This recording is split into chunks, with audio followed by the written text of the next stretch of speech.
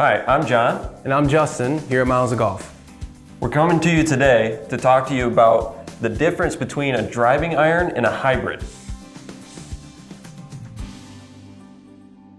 Now, this is a really hot topic because a lot of times people don't know what club they need to pick. Absolutely. If we're looking here, I'm holding my hybrid that I play on the course. And I'm holding a driving iron that maybe I would play, maybe I wouldn't. We're here to kind of talk about that. Yeah.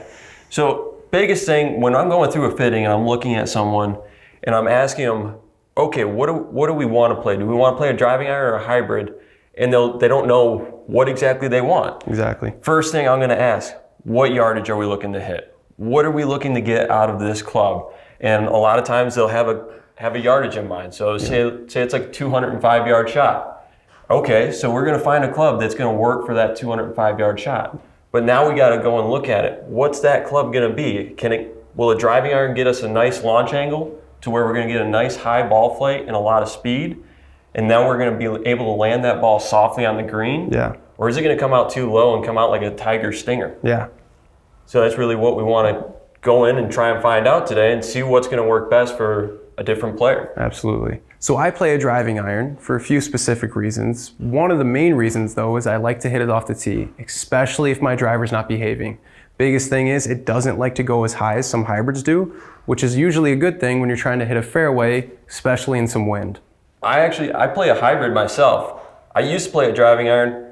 Problem was it just wasn't getting high enough for what I wanted to use it for. So where Justin, he was using his as a secondary tee shot club, I'm not doing that so much. I'm using it as a club to go into the greens, and I needed something that was just easier for me to hit. Now, it wasn't necessarily that I needed to hit it higher. It's just this is a lot easier to hit and make solid contact with than it was for a driving iron for me. That's really the reason.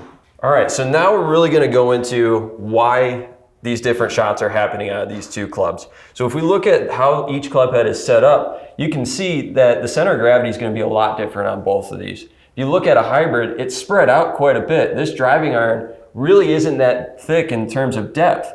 So that center of gravity for the driving iron one is more forward, and it's also actually a little bit higher. You gotta also see that this is a lot taller than this hybrid. Being that it is gonna have a lower center of gravity, it's gonna be just easier to launch the ball in the air. It is gonna get a little bit more spin, but now we also gotta look, the center of gravity is back here as well, to where it's just going to be more stable, to where if you miss it off the toe or the heel, you're still going to get a little bit more of that ball speed that you would be lacking on this driving iron if you miss it off the toe or the heel. So now we know the basics of why these clubs produce a different shot shape, and now we got to look at, okay, one's really not better than the other, it's more of a preference and what's going to fit more of your style of play. So if you don't know how to choose between the two, you can always come here to Miles of Golf and we will help fit you into a club that will best suit your game.